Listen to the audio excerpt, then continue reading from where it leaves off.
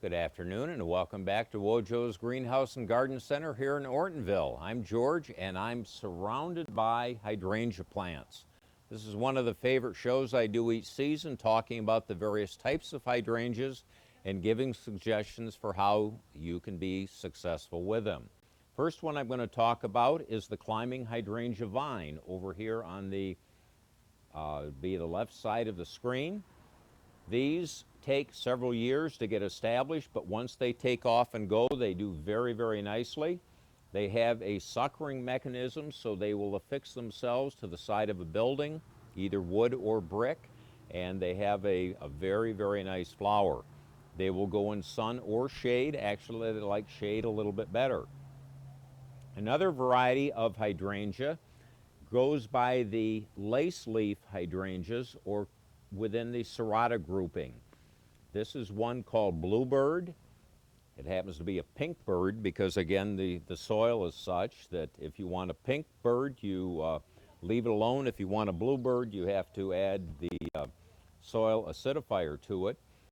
It is known for its lacy, flat leaf or flat flower, and again, very, very attractive. This does best in a shady spot, also best with some winter protection.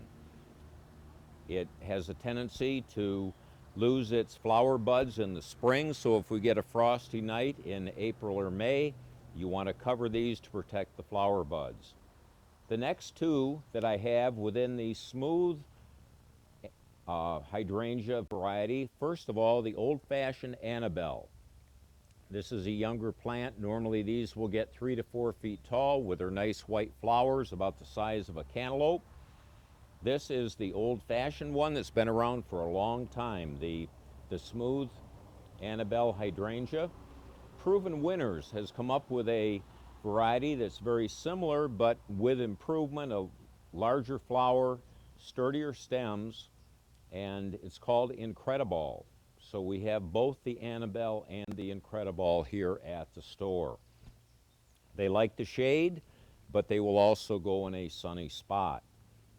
Next plant is the oak leaf hydrangea. Getting its name, if we take a look at the leaf, resembling an oak leaf, beautiful cone-shaped flower, normally starting off white. These are beginning to show signs of fall coming with a pink tinge to the side. These like, again, a protected spot, as do many of the other hydrangeas. An eastern exposure is ideal. A little bit of winter protection, and this will be one magnificent plant. The next grouping are the big leaf hydrangeas. This is an example of a big leaf. This one is called Mini Penny. It has the round flower. I have another variety up here called Pia. This is a smaller version, and these are finicky. They need winter protection, and they need some shade to perform best. You can again change the color of the flower. If it's a acid soil, they'll be blue. Without that alkaline soil, they will be pink. Then comes along the Endless Summer. Endless Summer was a group of plants starting off first of all with the original Endless Summer. This is a big leaf variety. It has a flower that will either be blue or pink depending upon the soil.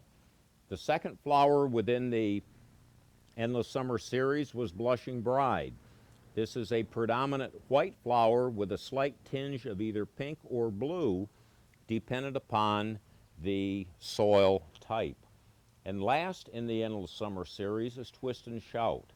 This incorporates the lace cap flower of the serrated varieties, but in the Endless Summer grouping. All of these need protection in the springtime. If we get a frosty night again in April or May, protect them to preserve the bud. I didn't do that with mine this year, and my Endless Summer has about 3 flowers on the bottom of the plant. The rest of it's great leaves, looks very healthy and robust, just no flowers.